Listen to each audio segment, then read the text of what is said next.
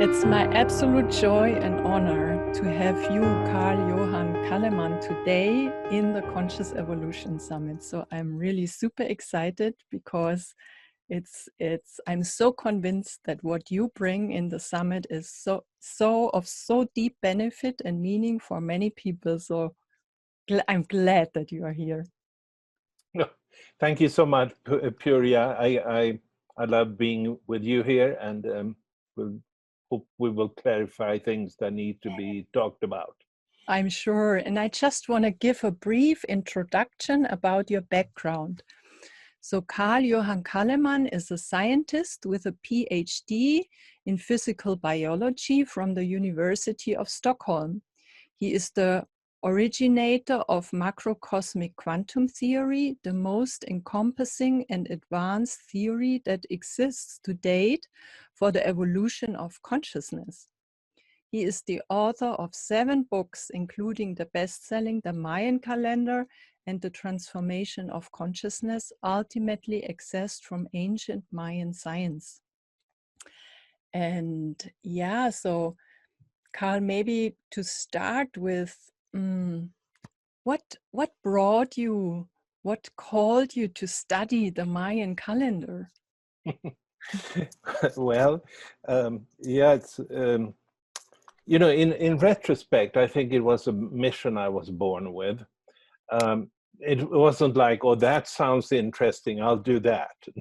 No. But of course, you know, if you're born in Sweden, as I was, it takes a certain time until you actually get in contact with your mission, as I would look upon it. And the critical thing then was really in 1979, when I went for a backpacking trip to Mexico and Guatemala.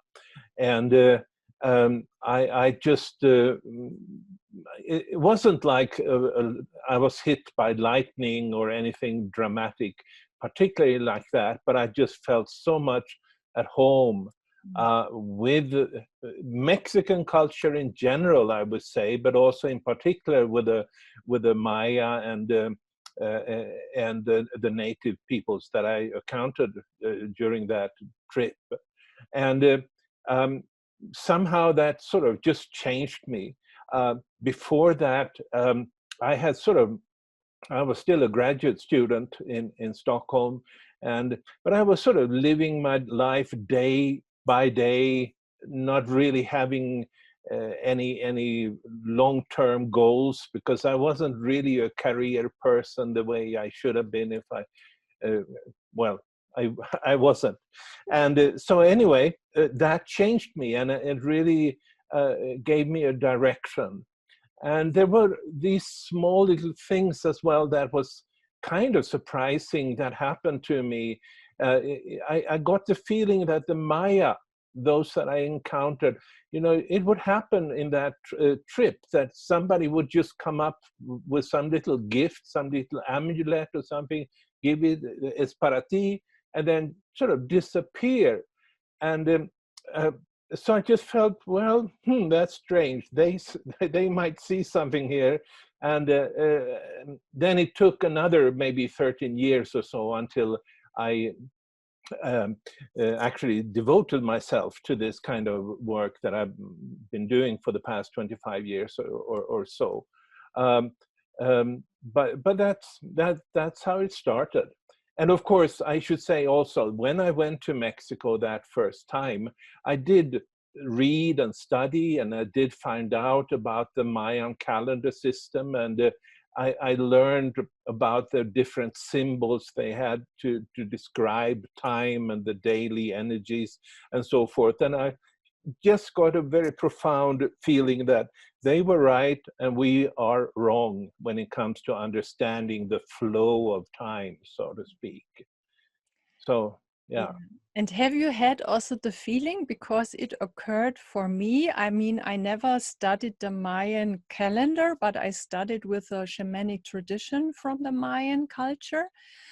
And I also felt kind of, it didn't feel unfamiliar for me, and many things which I learned felt a bit more as if I would just or let's say as if just veils would have been lifted and there would have been something revealed what kind of already was inside of me or accessible kind of. Did you have a similar experience with that? Well, it took me some time, actually. It took me 13 years after that original trip. And I still worked in the laboratories and so forth. But at that point, I was a little bit taken over by information, you might say, that I just felt were uniquely coming through me, and I needed to share. And so I made a shift in my career and devoted myself to that. Now, in retrospect, then, or at that time when I started to really study the Mayan calendar, of course, I found out that in their calendrical system, I'm a Jaguar, and which is, you know, it is a special day sign with a sort of shamanic or quality to it. In other words, it would be somebody who is could be a potential shaman or knowing person.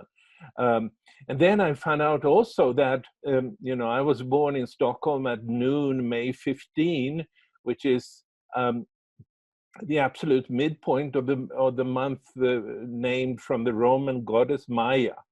And you know, and of course you make sense of, oh, maybe this is something, yeah, that kind of thing. Yeah. Who knows? It's not a proof, but nobody can disprove it either. Yeah.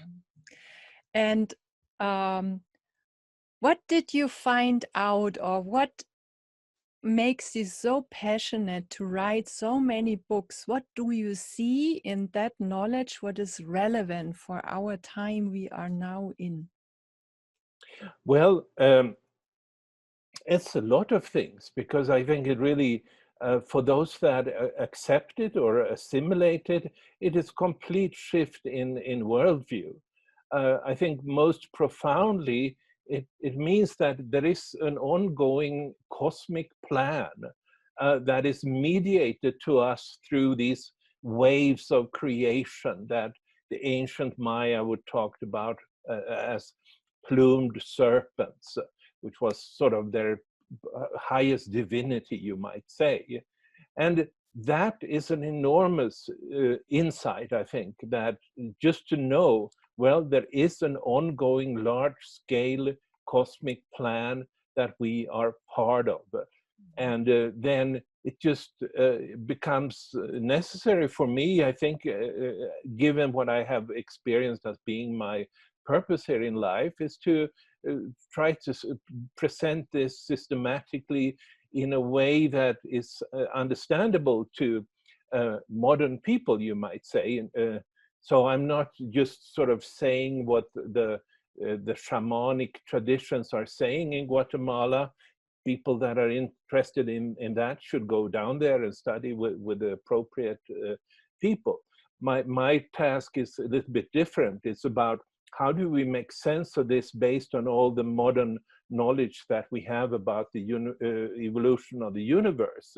And that I think by itself is a big step to realize that, yes, there is a cosmic plan. And then the second thing is, well, what does that mean for us? Does that call us to do something? And I think it does. And that's good enough reason for me to have been working with this. Mm-hmm. And what would be the best way to let us know a bit about this cosmic influence? Would it be you sharing about this evolutionary waves which we are part of, or do you have a sense something else would be needed before we go there?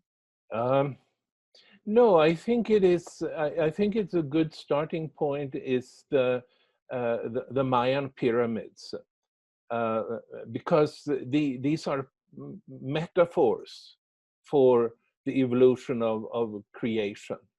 And the ancient Maya was actually talk, you know, they would make everything be spirits, so to speak. So they would look upon a pyramid like that as a particular spirit that they would call Bolon Yokte Ku, which means the nine-storied divinity. The ninth step is another explanation of it.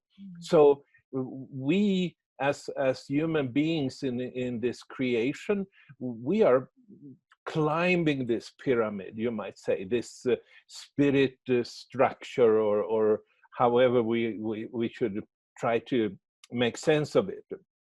And but it's very important to note that we have 9 levels in the most important Mayan pyramids.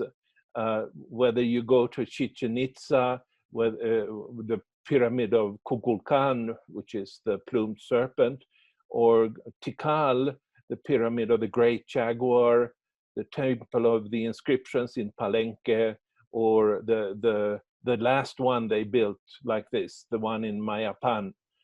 They're 9 levels. And Bolon Yokte Ku, their spirit names, then it starts with Bolon, which means 9 in Maya language. So, when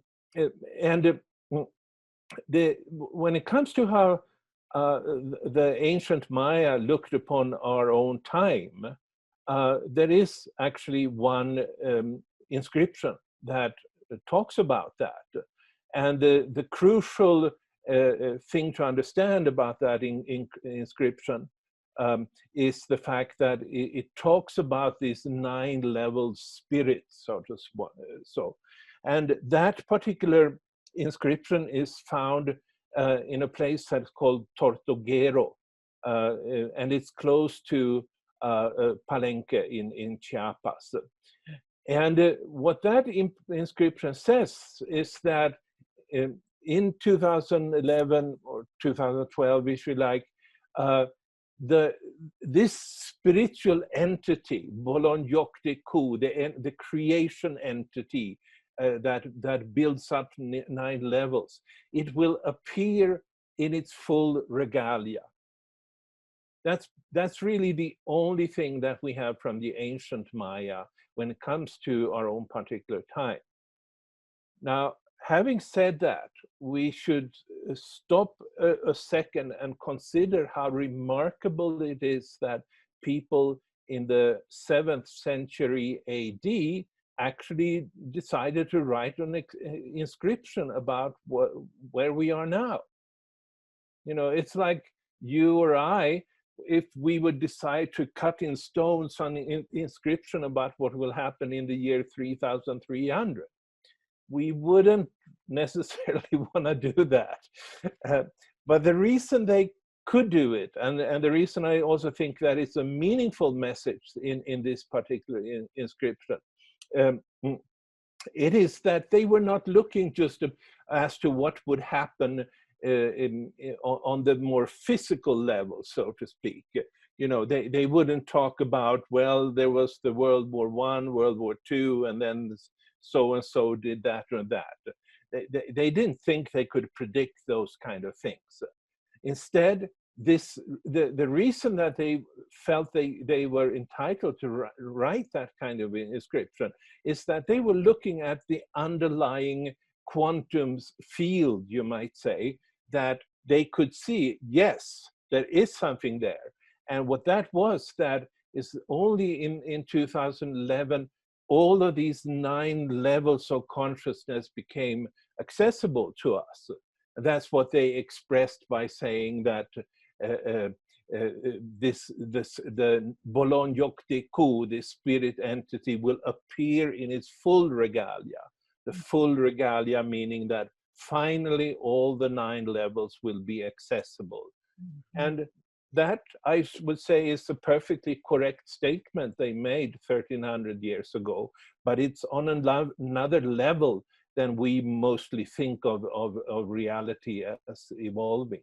Mm-hmm. And what I hear is that I would say that something in humanity is coming in a kind of a completion and in a kind of a blossoming then. Yeah, that it's definitely, that's how they saw it. And I also think so, that now we do have a potential to sort of come to some kind of a completion, and really then meaning sort of a return to unity. If you look at these various quantum states of consciousness that this pyramid described, you can say that it's gone from unity through separation on several levels, and then a return to unity at the very highest level. And that possibility of a true return to unity only came in 2011. Mm-hmm. And I should also add here, this is a possibility. It's like a potential, if you want to talk quantum language. It's not something that I think many people yet have fully assimilated or accessed that level. But it's since then, in the past 10 years, it's become something in principle accessible to us. And a lot of people are climbing in that direction, you might say. There are so many questions arising with that. But I also want to check in with you, Carl, whether it would make sense to maybe just briefly mention, really just briefly, the essence of some waves, evolutionary waves before. Would that make sense to get a bit more an understanding without making it too detailed? Yeah, so this is what I write my books about, and there anybody who wants to see that how much the waves of creation actually match up, and anyone who wants to scrutinize that, I refer to my books. But I want to do some reference to this, to what you're saying, and exemplify what these higher levels, especially higher levels. The lower levels of the pyramid is about the formation of biological species and leading up to the human species. And then with the fifth level, that was a wave that was activated about 100,000 years ago.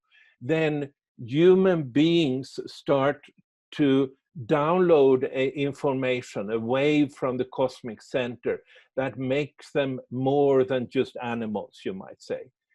Before that, we see in the archaeological records, we don't see any kind of symbolic expressions, no art or anything like that.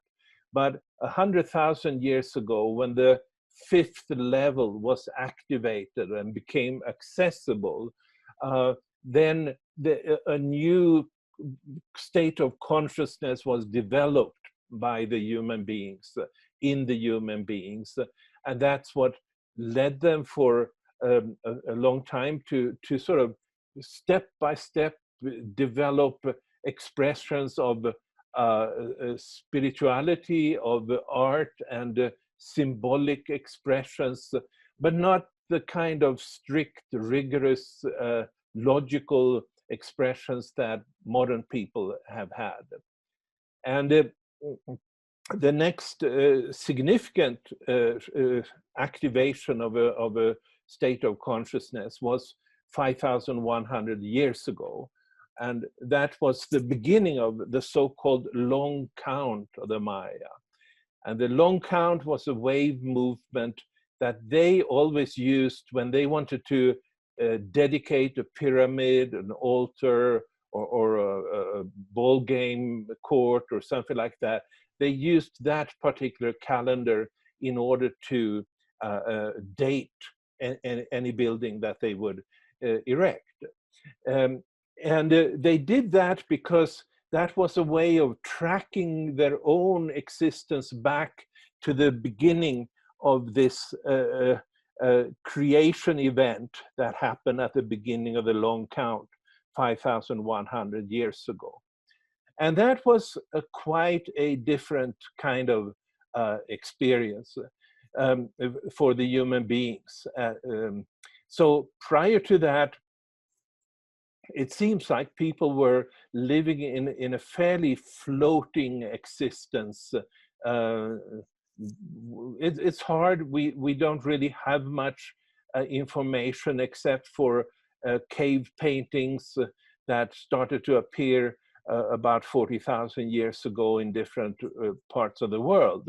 But we can say from those that it wasn't the reality in the fifth level wasn't very structured. It wasn't very separate.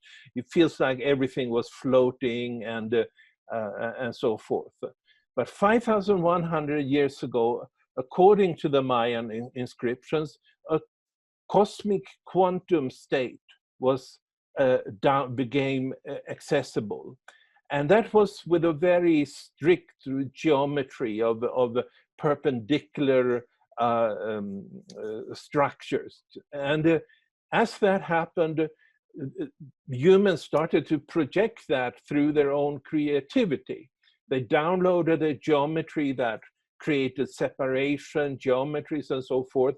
And then outside of us, as within, so without, they started to build pyramids and cities and all kinds of things that we associate with civilization that actually require these kind of strict geometries and so forth in order to. I mean, the Egyptian pyramids that came as a result of the downloading of this particular quantum state, they are masterpieces of geometric structure. You have only a couple of arc seconds deviation from the direction towards the north, and you have this incredible eight-sided pyramid. The Great Pyramid of Giza is actually eight-sided, lined with this northern direction. And so I believe people, and especially in the beginning of that time, they just downloaded a new geometry and thanks God for giving us civilization. Let's build a pyramid. That's the best explanation. I mean, it's a big investment in effort to build a pyramid like that, and it must have had some kind of really significant meaning to them as to their relationship to the gods or the divine or God or whatever is the source of these different quantum states. So anyway, that particular, the sixth level then creates a new kind of a mind, a geometrically determined mind with mathematics and all that kind of thing. And it also created the separation between people, because that's part of the geometric separations of the mind that was downloaded there. So that created, you might say, a class society, a patriarchal society. Some were rulers, others were slaved, and all that kind of thing that comes between this kind of separation.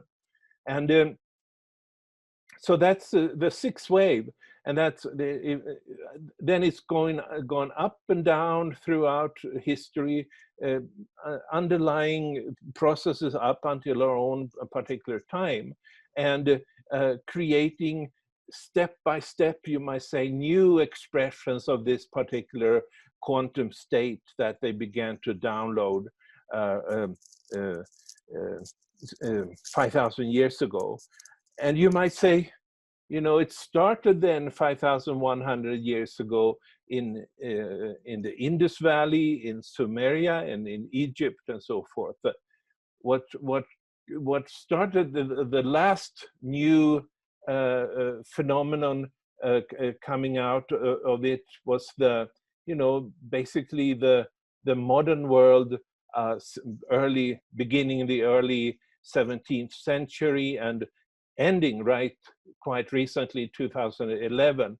And that really became a global civilization. We have been living in a global civilization now for the first time, really. But that sort of has come step by step. These civilizations have become more and more encompassing and leading up to that. And then on top of that, there are basically three levels. The seventh wave that started in 1755 AD, and certainly brought the Industrial Revolution, and sort of based on a change of the relationship between the human being and spirit, you might say. I would say that a complete veil was actually covering the minds of human beings starting in 1755. And that had many consequences. It meant that religions and so forth did no longer have the kind of power that they used to. And also that, you know, if you feel that nature is spiritual and sacred and so forth, then you will probably not create an industrial revolution. But instead, what came here was a total veil that allowed for that kind of intrusion, you might say, in nature, without thinking that there might be sort of spiritual values, spiritual so forth, that would prevent that. And it's a long story about the various effects that this had.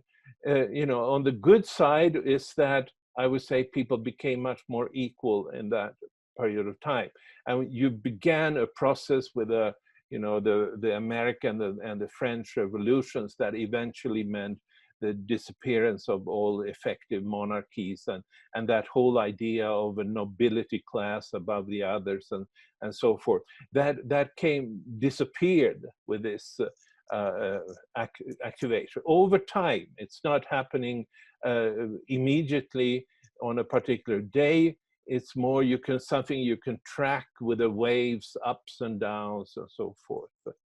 And then comes the 8th wave in 1999, and that brings the digital revolution.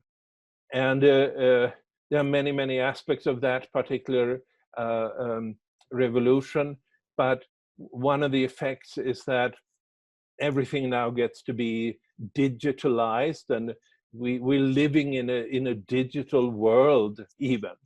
And world, you know, that's how the ancient people would often talk about, that humanity goes through different worlds. And now we're kind of, it's not that the earlier worlds have completely disappeared, but we have clearly come into and the younger you are today, the more you're born into that world of digitalization and so forth. And but that's not the end. The highest wave then is the 9th wave, activated in 2011, and that sort of is the 3 waves that I've been talking about up until now: the civilizational revolution, the industrial revolution, and the digital revolution. They were all based on some kind of experience of separation between, as you studied shamanism, of veils covering certain aspects of reality, limiting the perspective of the divine source, and so forth. But the 9th wave is a new one, and it's one that goes beyond the separate individual and opens up for a we space, for a unified, you know, not just good relationships, but the actual V phenomena is the one that becomes driving, and something that we may need to connect to. And this seems to be the whole purpose of creation, for us to reconnect to that, and then as a result of that, the lower levels, they won't disappear, but they won't be the driving forces for our civilizations. They won't be creating the most important aspects of who we are. Mm-hmm. And lovely, I really love it. And there are a few questions. So one time you mentioned that they kind of receive that information and downloads from the cosmic center. And do they say what this cosmic center is? Do they talk about?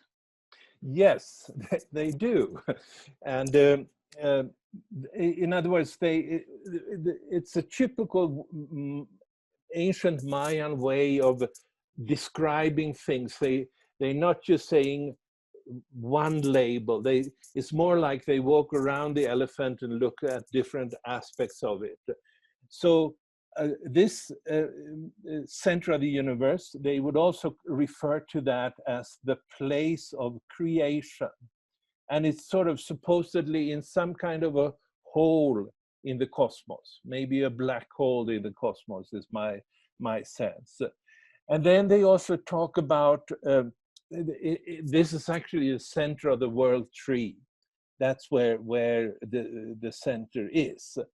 And then they have another expression, which is the raised up sky place. And what you can gather from these inscriptions is that they thought of what would happen in this center of the cosmos. It's almost like somebody's putting up slides, somebody like the gods or whoever, whatever we want to call it. They're like putting up slides that are being projected onto the universe. And then we download these slides and let them guide our activities, our creativity, and so forth. It's so interesting, Carl, because I mean, I haven't studied that, and I just started reading a book of you, but internally, when I go inside and when I explore, kind of, I'm a very intuitive person and really spending a lot of time also in darkness and just on the inside, I receive really very similar information. So as the source, I also see a black hole. I see it out of this existence.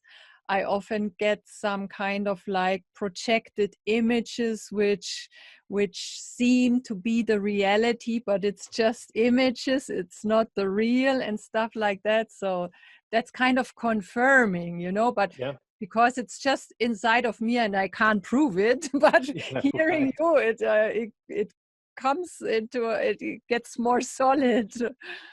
Yeah. Yeah, and I think, you know, over the past 10 or 20 years, increasing number of people are actually talking about downloading information. I mean, these are among spiritually inclined people, but they see it as downloading. And then, of course, the question is downloading from where and what kind of information and so forth. And I think that's where this kind of cosmology based on ancient Mayan science may provide clues. Mm-hmm. And then, Carl, I got also interested because this wave, they have a different, now this last wave is really very fast, kind of compared to the before. Oh, yeah. And maybe you can talk a bit about this speed or this density. And also, I'm also get interested in what do the valleys and the peaks represent, or what is happening there? Yes, right. So these waves, then, I'm convinced that the way ancient peoples would symbolize these waves were through serpents, or as the Chinese would do, as serpentine dragons. They and you will find that almost across the world, the idea that there were creator serpents. And that, you know, I really remember when I came to Chichen Itza the first time in 1979 and saw that their main pyramid was dedicated to a serpent. I couldn't fit that into my mind at the time. Now I have think I can do so, and the most easy way of doing that is just to recognize that they experience some kind of a sine wave movement. that were guiding their own civilizations, and then the serpent becomes the most natural symbol to use. But it's really also the ups and the downs, the peaks and the valleys had different meanings to the ancient peoples. And now I will talk especially about Mexico. There are reasons to not to place a special emphasis on the peoples of Mexico and Guatemala and the indigenous peoples in that part of the world. And the reason is that because they have calendars, which is numbers, really, based on numbers. It means that we can actually study what we know about history of the universe in light of these calendars, in light of the particular wave movements that they describe, and then we can see whether it fits or not. So that's why I have devoted myself to ancient peoples of this particular part of the world, because you will find the same things, you know, from South Africa, from Australia, from India, and so forth. But that's more like philosophical concepts. You might refer to them as religious ideas or something like that. But when you have these actual timing of the waves that the Maya would provide us with, then we can see, hey, this is real, this fits. And basically then, whenever a peak was activated, then some new step was taken in the forward movement of a civilization. And when a valley started, it was kind of the opposite. Things got to rest, or there were sometimes even destruction. And you know, you have the same concept from India. The god Shiva is the creator and the destroyer. It destroys in order to prepare for a new creation, you might say. And so they had the idea, the same idea they had, but they didn't time it. And in the Maya or the Mexican tradition, you know, this plumed serpent, it would give somewhat of a different character based on whether it was in the peak or in the valley. The peak would be Quetzalcoatl, whereas the valley would be Tezcatlipoca. And those had quite different qualities, and they would actually create different priesthoods related to Quetzalcoatl and Tezcatlipoca. And these two priesthoods which would sort of symbolize the projection of light or the projection of darkness. And so they would be engaged in conflicts and so forth in earlier times. So basically then the answer is that whenever it's a peak, there is something, there's novelty, there is creativity. And when there is a valley, there is rest, there is basically going down, resting, preparing for a new rise of whatever phenomena would come. But just to yeah, the image I also receive is like a breathing out and breathing in, or like the ocean, the tide, the ebb and the flooding, and this natural movement. And would it mean, for example, if I would say I want to start a project, would it be beneficial if I would see when the wave is on a peak, maybe in the timing to start then, and when I want to go in meditation or more retreat, I would maybe take the valley? Does this make sense? Can we apply that in such a practical way? well, I think we're actually forced to relate to these, whether we're aware of it or not. if we take the ninth wave, which is the top level, so to speak, then phenomena, not only in our personal life, but including in our personal lives, that are in going in the direction of the unity that that particular wave brings.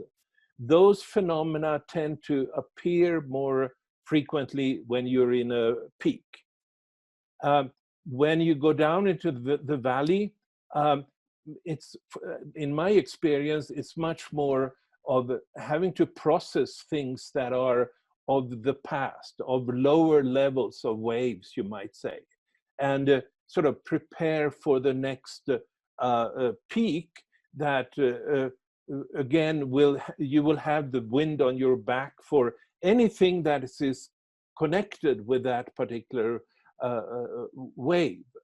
And so that's really why I also recommend that people actually follow these waves. And you know, there are on a couple of websites, and my own including, there are these waves, how they are changing over time, and for people to explore how that affects them. And I would say, to get to that, you know, to fully come into the ninth level, it will require a quantum leap. But even without doing that kind of a quantum leap, in my own experience, I find just by following this wave and become part of it and see how it furthers certain phenomena in my own life, certain aspects of my own life, I have learned about where this wave is meant to take us. And since that's the highest wave that's part of this creation, that means that it has helped me, sort of guide me to do the things I feel I'm meant to do in order to further this knowledge. Mm-hmm. And what came to my mind is, you mentioned that this downloading is really also a crucial part of being, I guess, also in tune with this, let's say, atmosphere which is in the field, in the space. And I mean, I'm a fan. I'm just going into silence and inside and being receptive and not so much busy in my mind. And then I pick up a lot.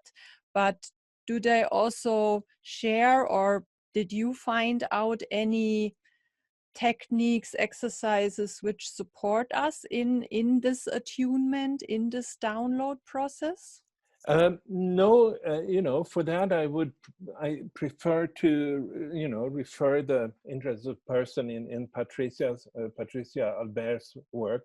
I think there are other people coming up with this kind of a ninth wave attunement, but I think that's the thing to do at this moment. In addition to what I said earlier, that you can learn, you will get guidance by actually following the wave. But there's something else I want to say there, which is that, you know, we're not necessarily meant to follow any kind of wave shift. You know, just because there is a wave shift, we're not necessarily meant to follow it. You know, the sixth wave, the one that created civilization and so forth, has now gone into a dark era. And I would not recommend that people follow into that. That's why I recommend that people attune themselves to the ninth wave, which will bring the possibility of a healthy and loving future. And I would also think that, you know, each one of us have a special resonance package where some people will be far up there into this kind of a unity stage. Other people are very much into ego and other limiting thoughts. And for instance, I think today we are completely bombarded by conspiracy theories. And I'm not going to go into detail about, you know, what's or anything like that.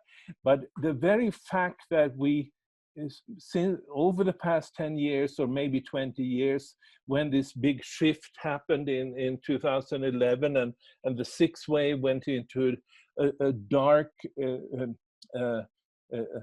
dark quantum state, there are now people out there who are trying to tear everything positive down. And that's, you know, a lot of the conspiracy theories that are out there, they serve exactly that function. Anybody who may be an ideal or a role model or something like that will be torn down by all these conspiracy theories. And the way I look upon it is that it's unfortunate that people don't see that that way of relating to reality actually also is another. It's the Tezcatlipoca quantum state that has come out. And, you know, so it's important to see, I think, to show some kind of discernment. Just because we are influenced by some kind of a wave, that may not necessarily be the wave or the quantum state that at the current time most forward the direction of humanity towards its intended destiny. I mean, that's an important information for me, so that kind of when a new wave appears, the old do not disappear. They still are kind of broadcasted in a way. They are alive. And you have kind of this maybe conscious or unconscious choice in which wave you tap into and align with.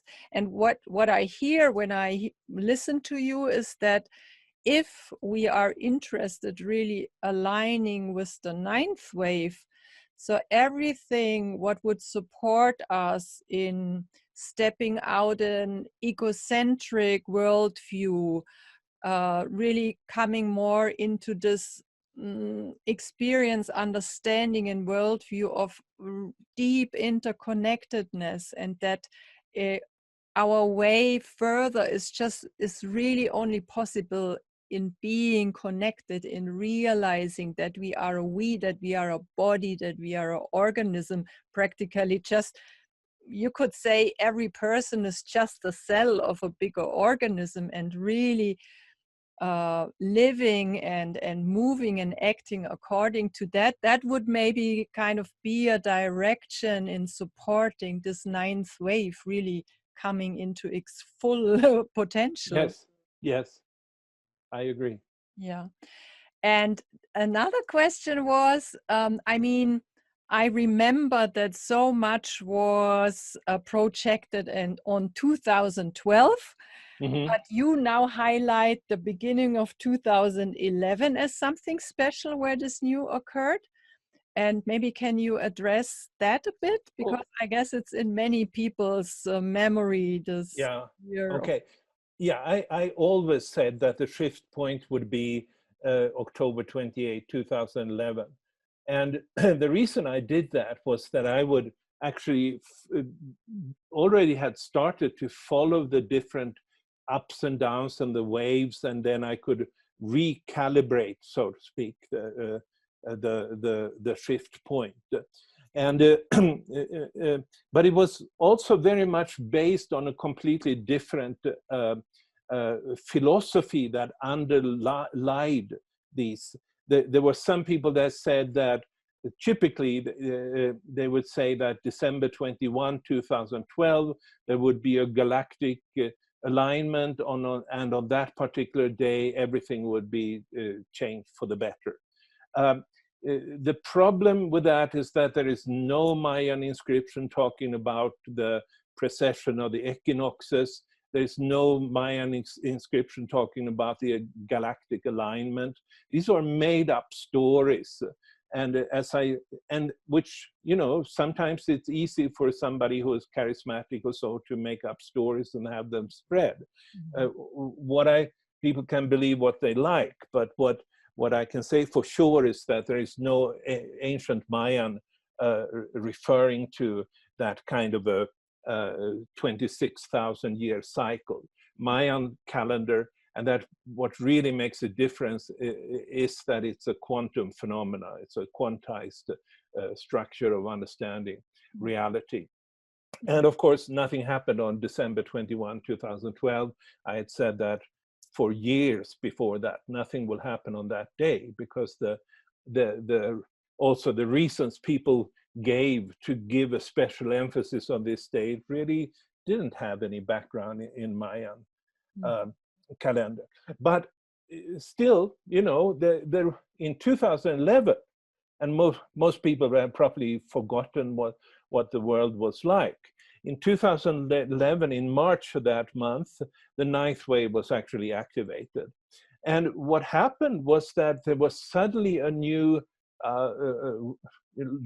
the Arab Spring, the Occupy movement, and other ideas came up that were really very holistic at the time.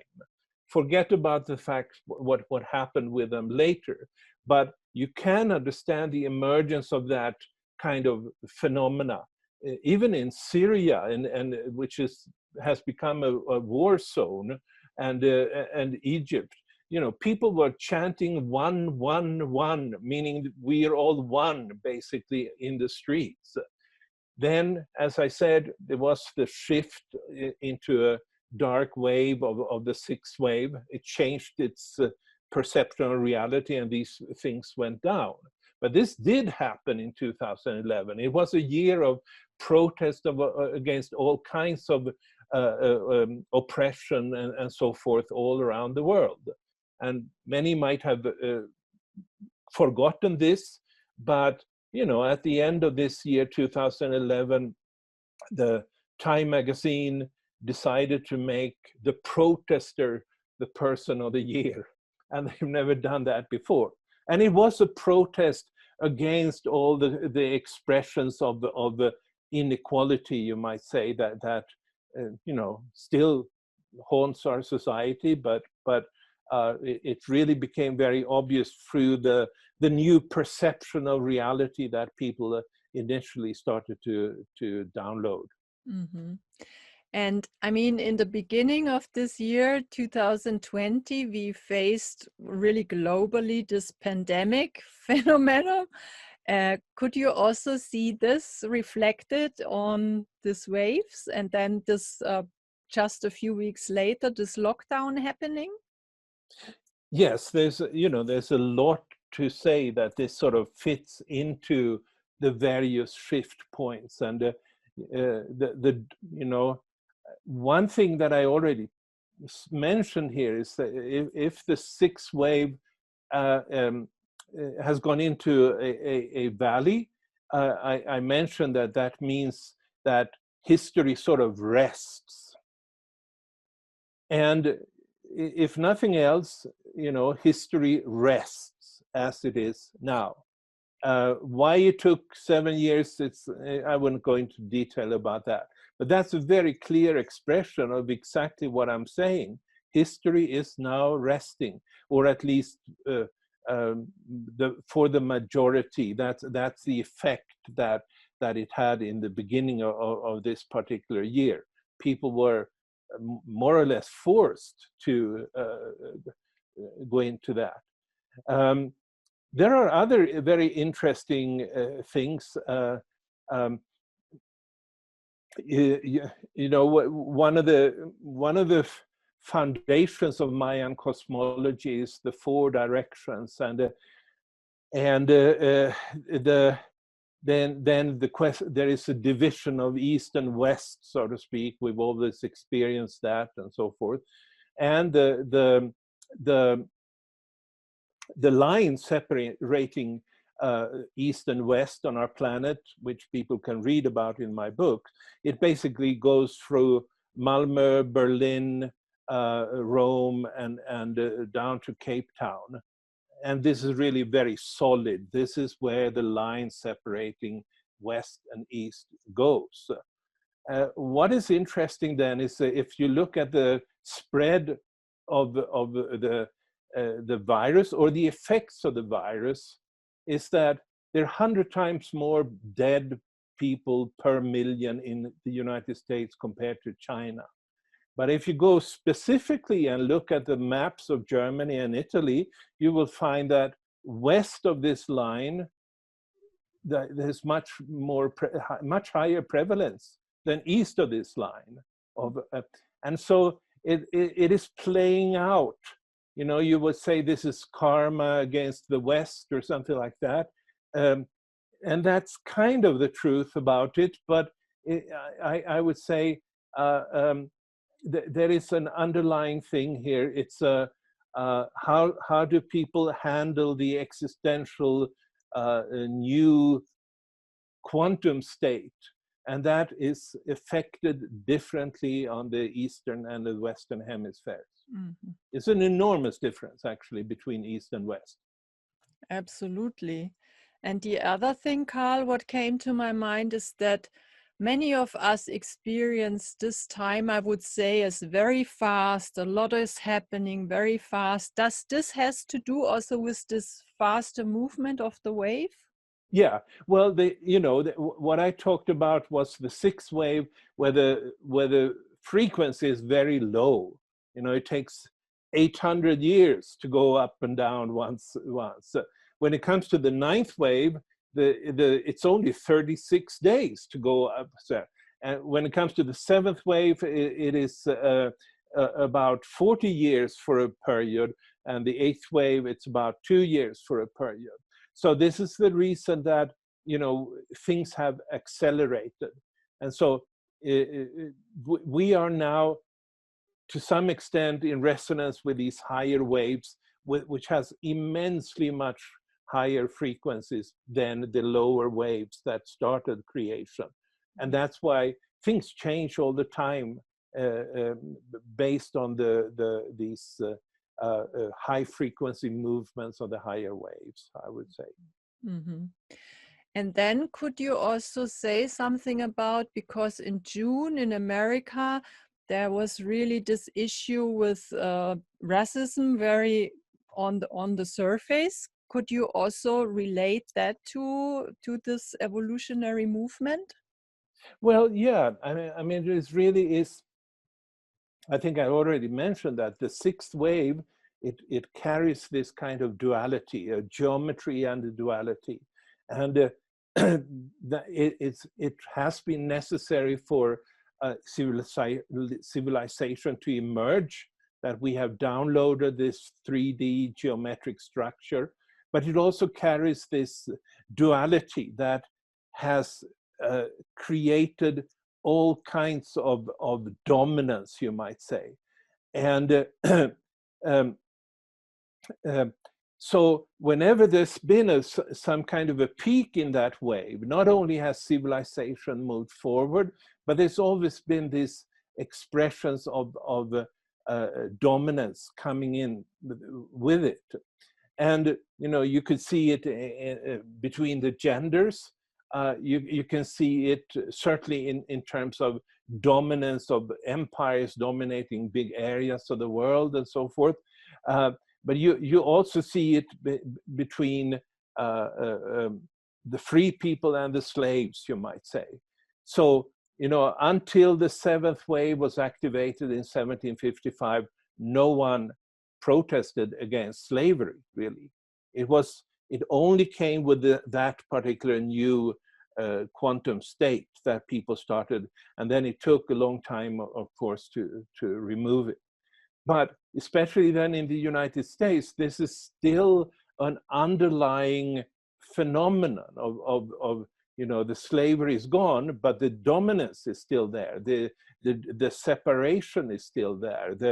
The unequal situations are still there. And since many people are predominantly resonating still with that sixth wave, it means that when they look upon others, they will tend to separate them. That's a light person, that's a dark person, and treat them accordingly. Or that also goes for people looking upon themselves, whether they're white or black, so to speak. So I think that, this duality that created slavery in the first place, it's now, it's actually being challenged by this new dark quantum state that doesn't separate.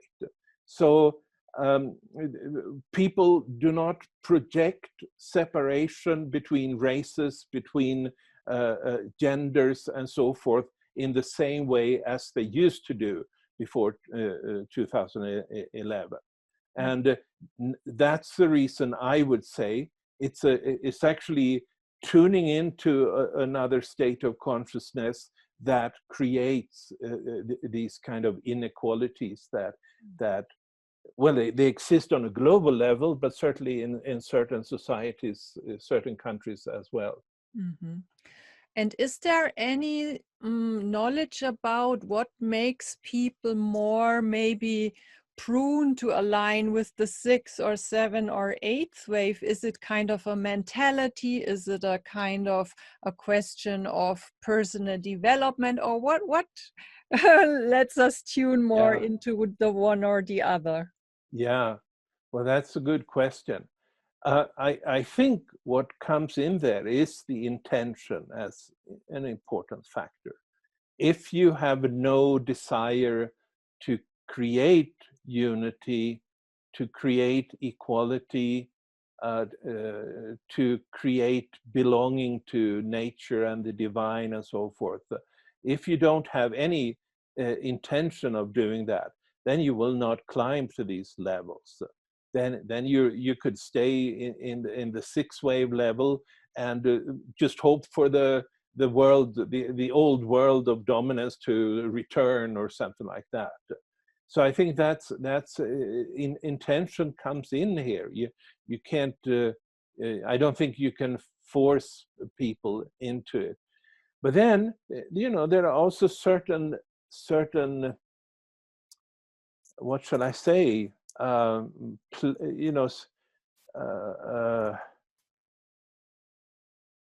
Yes, what you practice in your life may further your resonance with either of the waves.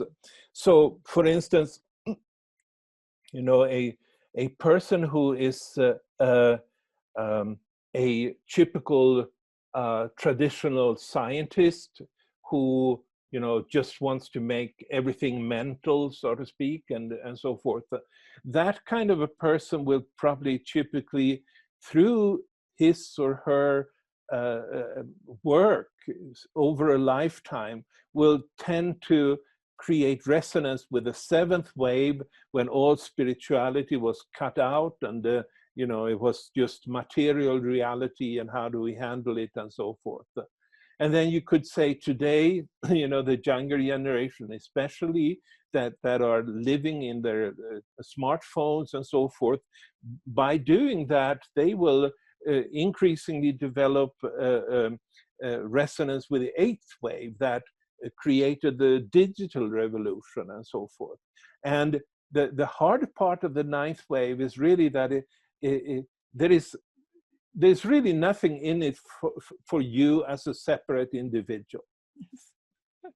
And so if people are only looking for what's in it for me, what can I gain as a separate individual, they may not ever develop that intention, so to speak. Mm-hmm. But some people do have that intention, and I hope an increasing number of people do have that intention, because that is meant to be the future of our world. Mm-hmm. So we not just, it's not just deterministic, so to speak. We play a role here. There is it's like we have a menu of different quantum states to choose between, and our intentions and what we spend our days doing will predispose us to develop resonance with these things. Yeah, and what I get is kind of there might be really just some people representing this wave, some this. Not everyone is moving there. And also what I really hear is that, I mean, knowledge also, I just noticed that when I received the first time this knowledge about this wave and what it's about, it was just something was deeper landing and clicking in me, and I got another alignment movement happen. So Yes. knowing about that helps. And then I would say, in my words, I would say Yes. really taking a conscious decision in which fields am I, in which communities, in which surrounding, what is the values in that space, in a company, in a family, in a community, in a party, political party, or whatever. Is this kind of representing that, where I have an inner call to move towards, to evolve towards? Yeah.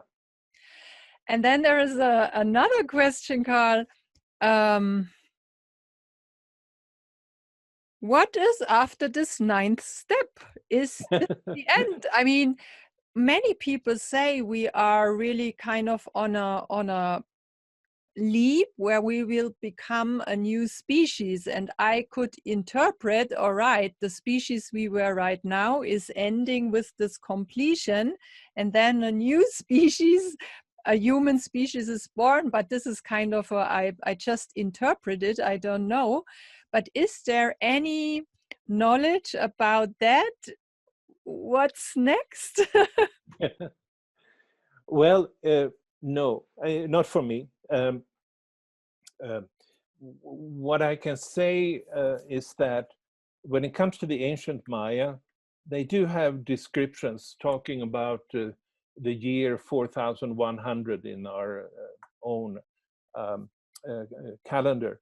And what that tells us is that they did not expect things to end, so to speak, but then I don't think you might, you could envision that everything will come to some kind of a static state where nothing happens. Everything is in the light if everything goes well, so to speak.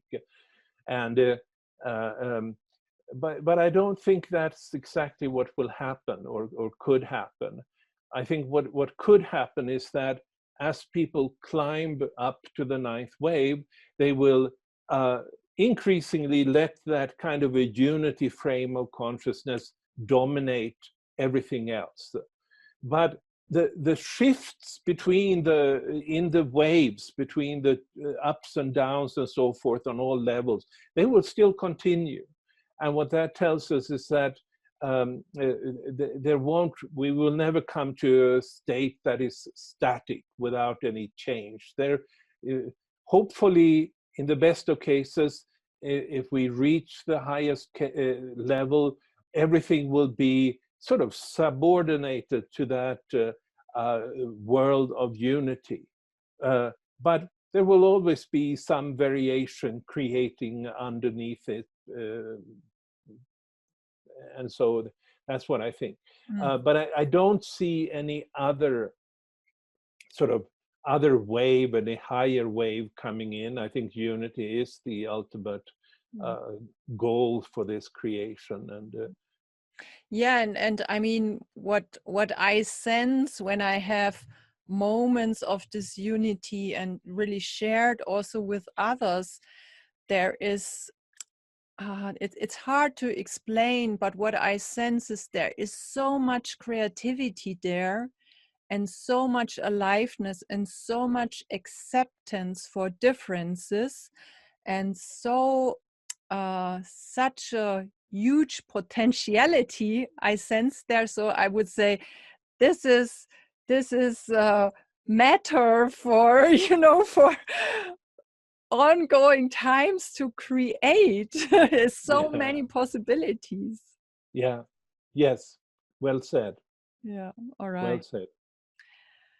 And Carl, is there anything left when we now look back in the beginning of our conversation and we moved through this, what you think for this special time we are in? And I assume that we really have participants in this Conscious Evolution Summit caring about that. I also share the work of Patricia Albert and other people where kind of we can also really go more into practice as well. But Yeah. is there anything you would like to share with our audience too? No, not really. I mean, we have covered some things, and but I'm the author of several books, and I recommend those books for the simple reason that when you hear us discussing and me presenting my views of things here, you know, it may sound like just some kind of a philosophical ideas or something like that. And the reason that I want people to read my books really is that then they get to come to a conclusion. Is this really solidly based or on a tremendous amount of factual phenomena, or is it sort of somebody philosophizing? And I would say this is very solidly based, but you know, you can't judge that before you actually study it. Mm-hmm. That's yeah. And I mean, I will definitely provide the links. And do you have also kind of a schedule, a calendar for occasions where you speak, where people could kind of also go into another conversations with you in the future? Because if so, I could also share that in an ongoing way in the newsletter. So Yeah. So I have on my website, calleman.com, calleman.com, I advertise courses which are meant to be discussion based, really, and over a 10-week period every week, so to speak. And um, uh, when it comes to the at this moment, I'm not making any plans for public appearances. Uh, so, but it might come. I hope it will come. mm-hmm. And Carl, I mean, we already we talked quite a long time, but it's just a question because I invited the community I've gathered, I've created, if they have questions for you. Yes. Yeah. And two came in, and could I read them to you and maybe Sure. just quickly Sure. respond?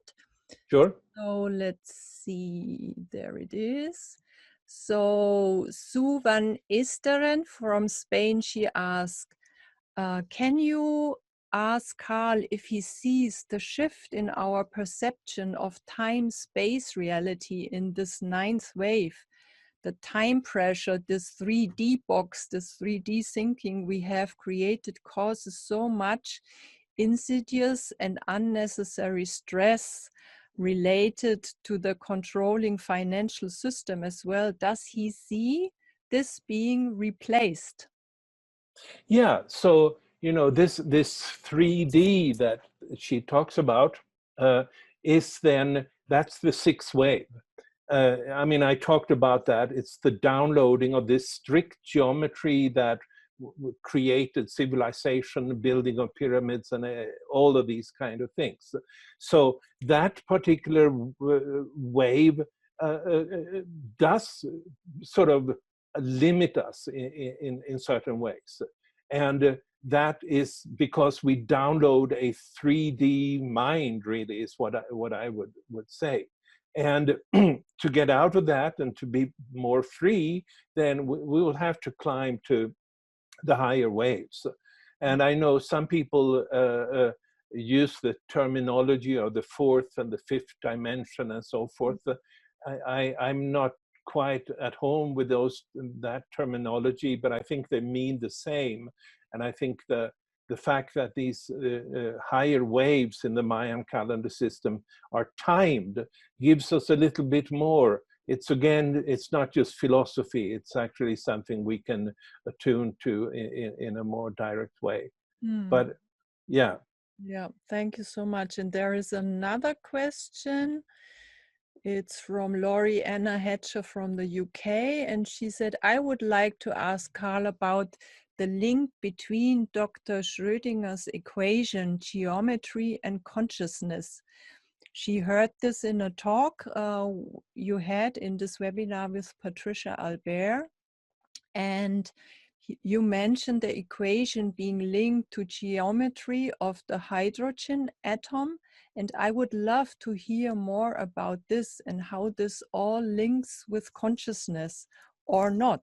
I have a fascination for all of this, but I'm certainly not a physicist. Well, it sounds like a physicist that asked this question. It's a very advanced question, very important question also. I mean, it comes back to the whole, what is the nature of quantum theory? And the Schrödinger equation, you might say, that's sort of the crown jewel of Schrödinger was from Vienna, and in the 1928, I think, he formulated this equation. And and we talk about the Schrödinger wave function. And one thing we should know then is that it's not really a wave in the way that we, for instance, a wave that sound wave or electromagnetic waves, those transport energies. The Schrödinger wave equation doesn't transport energy. Instead, it's a mathematical description of a waveform within which the energies of the electrons will be harbored. And so what the Schrödinger equation then really describes is the geometry within which energy can move on a microcosmic level. So, and I think that point is sometimes missed. You know, so much people say everything is energy. Well, not according to modern quantum science.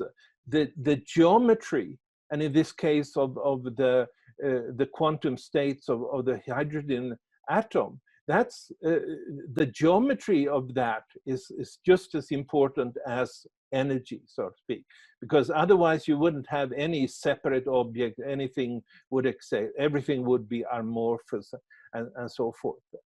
So the geometry kind of, just to get it clear, is more like the container, is the shape in which the energy moves, and this then produces a different impact, kind of. Yeah, right.